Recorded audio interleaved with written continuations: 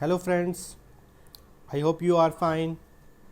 In this video we will discuss about the organic chemistry chapter, and again in organic chemistry chapter we are still discussing some basic concepts.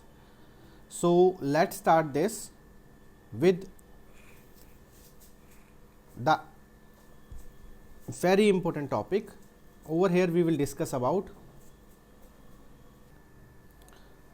the very significant effect that we actually call electron displacement effect in covalent bonds. So now we start it. Okay, first we will read it line by line from the NCERT, then we will understand with the help of some explanation. Okay, so this topic is electron displacement effect in covalent bonds.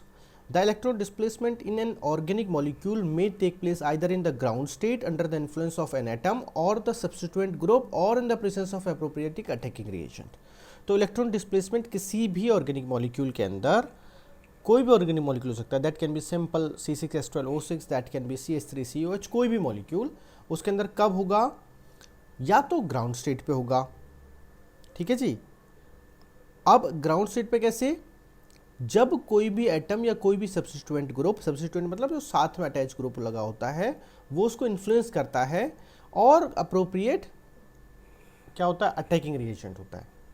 ठीक है, कोई भी attacking reagent है वो electron को इधर से उधर भेजने की कोशिश करेगा. कोई भी सब्स्टिट्यूएंट ग्रुप अटैच है वो इलेक्ट्रॉन को अट्रैक्ट करने की कोशिश करेगा और उसको पुल करने की कोशिश करेगा. तो इस केस के अंदर क्या होगा, इलेक्ट्रॉन का डिस्प्लेसमेंट होगा कोवलेंट बॉन्ड के अंदर.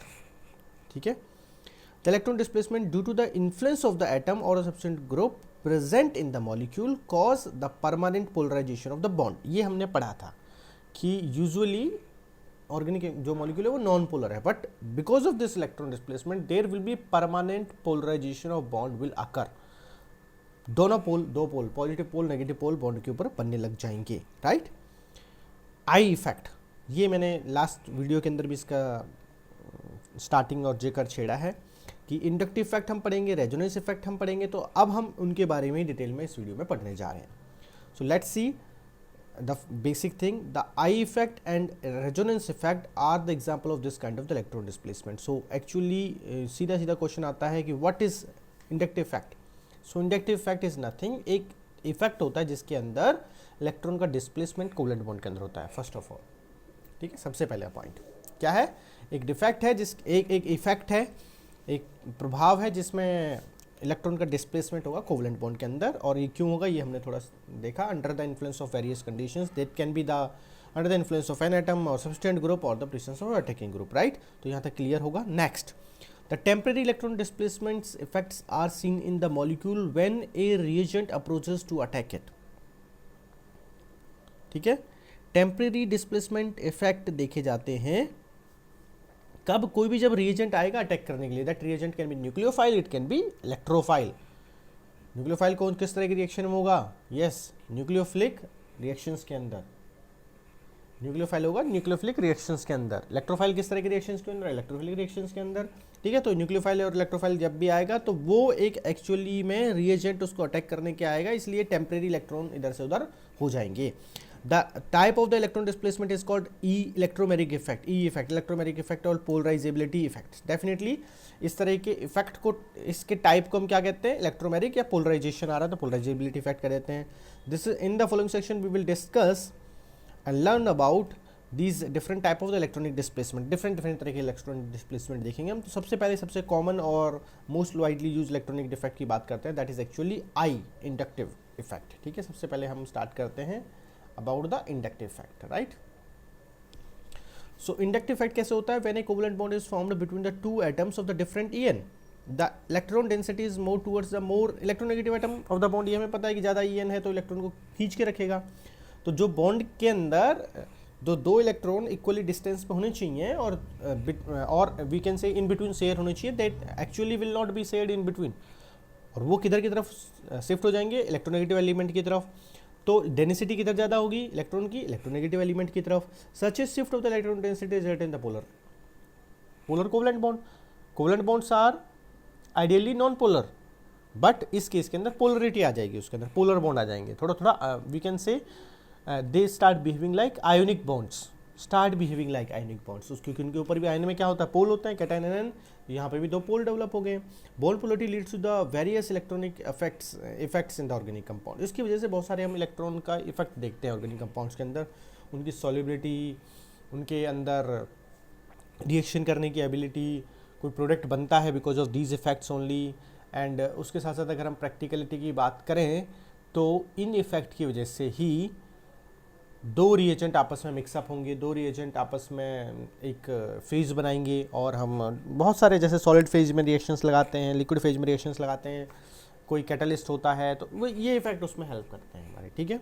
तो पहले हम समझते हैं सिंपल क्लोरोइथेन से लेकर के, let us consider chloroethane in which the CCl bond is polar covalent bond. Chloroethane के अंदर भी कौन सा पोलर सबसे ज़्यादा कोवलेंट बॉन्ड होगा, C और क्लोरीन का, right, this bond.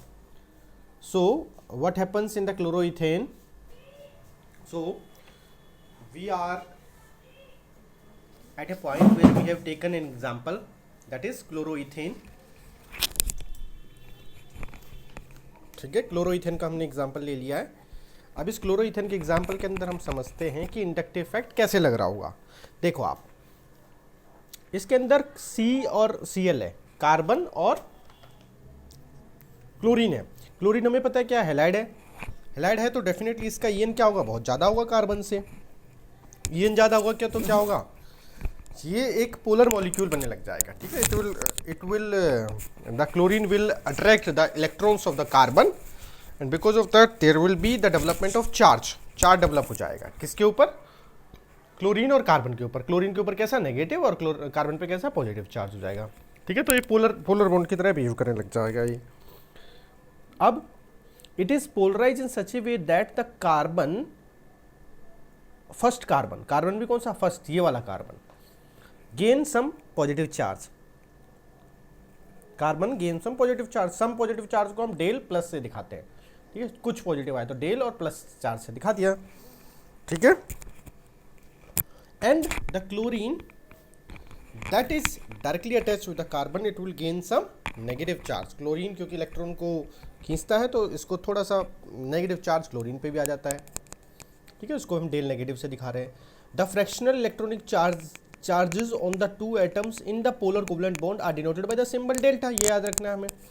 And the shift of the electron density is shown by the arrow that points positive to negative. ये हम कल ही डिस्कस कर लिए थे कि एरो हमेशा किस चीज़ को दिखाती है, यहाँ पे भी हमने एरो दिखाए थे, इसके बारे में भी कल हमने पढ़ा था। एरो हमेशा दिखाती है, इस एरो की अगर मैं बात करूँ तो ये क्या दिखा रही है, दिखा रही है पाई बॉन्ड का जो डिस्प्लेसमेंट हो रहा है from the double bond to the single bond हो रहा है। इसी तरह से ये एरो क्या दिखाएगी, सिग्मा बॉन्ड के अंदर इलेक्ट्रॉन डिस्प्लेसमेंट हो रहे हैं, किससे, कार्बन से क्लोरीन की तरफ। ये इसलिए हम एरो दिखाते हैं, ये डार्क एरो है और ये लाइट कलर की एरो, ये भी आप देख लीजिए ढंग से, ठीक है। ये डार्क एरो, ये लाइट कलर की एरो, क्योंकि यहाँ पे ज़्यादा इफेक्ट है और यहाँ पे कम इफेक्ट है। इस पर हमने पॉजिटिव डेल लगाया, इस पर हमने डबल डेल डेल्टा फिर पॉजिटिव लगाया, मतलब और स्लाइट हो गया है, हल्का पड़ गया चार्ज, और इस कार्बन तक पहुँचते हुए अगले कार्बन तक पहुँचते हुए और हल्का पड़ जाएगा।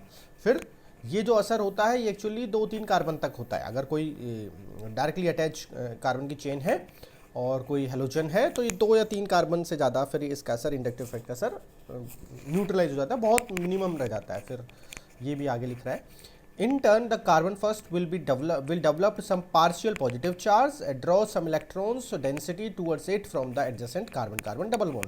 तो कार्बन बॉन्ड, सिग्मा बॉन्ड, तो ये कार्बन सिग्मा बॉन्ड से भी इलेक्ट्रॉन को विड्रॉ कर देगा और अपने इलेक्ट्रॉन भी इसको क्लोरीन को डोनेट कर देगा, या क्लोरीन उसको खींच लेगा, डोनेट मर्जी से नहीं करता है। Consequently some positive charge, that is del positive, some positive charge develop on the second carbon also, where del symbolize the relatively smaller positive charge as compared to the carbon one, right? In other words, the carbon chlorine bond induces polarity in the adjacent bond। तो ये चीज़ है inductive effect. क्यों कह रहे हैं, क्योंकि induce कर रहा है, किसको, पोलरिटी को इंड्यूस कर रहा है, किसमें, नेक्स्ट बॉन्ड में, ठीक है, नेक्स्ट एटम्स के, नेक्स्ट जो अटैच बॉन्ड्स हैं उनके अंदर पोलरिटी को इंड्यूस कर रहा है, इसलिए इसका नाम इंडक्टिव इफेक्ट पड़ा है, ठीक है। प्रोसेस को इंडक्शन कह देंगे एंड इफेक्ट को इंडक्टिव इफेक्ट बोल देते हैं, क्योंकि ये सबसे ज़रूरी वर्ड है, because it is actually inducing the polarity in the adjacent bonds। such polarization of the sigma bond caused by the polarization of the adjacent sigma bond is referred as inductive effect। तो ये line के अंदर उन्होंने 2 बार एक ही term बोली है, sigma bond sigma bond. तो ये अच्छे से याद कर लीजिए, ये चीज़ दिमाग में रख लीजिए कि ये जो पोलराइजेशन इफेक्ट है किस बॉन्ड में होता है, सिग्मा बॉन्ड के अंदर होता है, सिर्फ और सिर्फ सिग्मा, नो अनसैचुरेटेड और डबल बॉन्ड और ट्रिपल बॉन्ड, ये सिग्मा बॉन्ड के अंदर होता है सिर्फ। ठीक है, तो polarization of adjacent sigma bond is referred as the inductive effect. The effect is caused on the subsequent bond also, but the effect decreases rapidly and the number of the intervening bond increases and becomes vanishing after 3 bond। तो 3 bond के बाद ये बिल्कुल vanish हो जाता है, ख़त्म हो जाता है, नलीफाई हो जाता है एंड इसका इफेक्ट धीरे धीरे डिक्रीज होता रहता है। ये हमने यहाँ देख भी रहे हैं with the help of this we are trying to get that. Next, the inductive effect is also related to the ability of the substituent to withdraw to either withdraw electron or donate electron density to the attached carbon atom। Inductive effect क्या है जी, क्या बता रहा है? Inductive effect हमें ये भी बता रहा है और ये भी रिलेट करता है इंडक्टिव इफेक्ट की कितनी एबिलिटी है किसी भी सब्स्टिट्यूएंट की, या तो इलेक्ट्रॉन को विड्रॉ करने की या डोनेट करने की इलेक्ट्रॉन डेंसिटी को अपने अटैच कार्बन के अंदर, एटम के अंदर। And then based on the ability the substituents can be classified as EWL electron withdrawing EWG electron withdrawing group और EDG। तो 2 तरीके से हम इंडक्टिव इफेक्ट पे सब्स्टिट्यूएंट को हम 2 तरीके से क्लासीफाई करते हैं। कौन कौन से हैं वो? एक तो है EWG, ठीक है, we can classify the inductive effect के बेसिस पे, इफेक्ट के बेस पे किसको, सब्स्टिट्यूएंट जितने हैं ऑन 2 पार्ट। ठीक है, एक हो गया इलेक्ट्रॉन विड्रॉइंग ग्रुप और एक है इलेक्ट्रॉन डोनेटिंग ग्रुप, इस तरीके से। ठीक है, क्या इलेक्ट्रॉन विड्रॉइंग ग्रुप होते हैं, क्या इलेक्ट्रॉन डोनेटिंग ग्रुप होते हैं, that we will see. Okay, so what are these electron withdrawing and what are these electron donating group, that definitely will decide कि किस तरह से आपकी रिएक्शन प्रोसीड होगी। कि कहीं इलेक्ट्रॉन विड्रॉइंग ग्रुप है तो अलग तरह से रिएक्शन प्रोसीड होगी, वहाँ अलग जो आपका रिएजेंट है वो अलग हो जाएगा, एंड कहीं पे अगर इलेक्ट्रॉन डोनेटिंग ग्रुप है तो वहाँ अलग तरह से रिएक्शन प्रोसीड होगी। And then in the next video we will discuss in detail कि what are the examples of these EWG electron withdrawing group, EDG electron donating group, इनके एग्जाम्पल्स क्या हैं, क्या इलेक्ट्रॉन विड्रॉइंग ग्रुप पे क्या attack कर सकता है, इलेक्ट्रॉन डोनेटिंग ग्रुप पे क्या अटैक कर सकता है, और क्या पॉसिबल प्रोडक्ट्स बन सकते हैं। Okay, that's it for the video and that's it for this particular lecture. See you next time, thank you, and if you like then you can just press the like button। Thank you।